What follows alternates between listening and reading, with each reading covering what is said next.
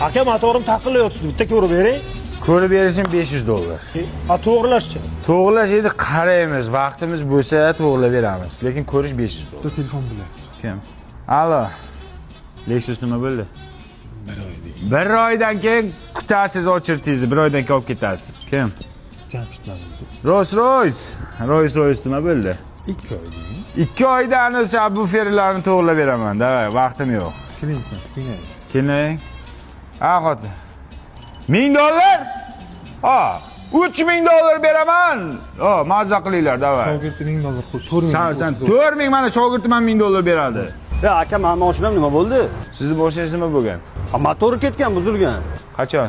2 oy bo'ldi. Yana bir oy kuting. Motion ko'p, men ham Robert emasman, motion ko'p, qilishim kerak. Jon aka, bizani ham mashina motorini ko'rib bering. Sen kim hech ko'rib bermayman uka. Nimaga? Turqing yoqmayapti, bilmayman.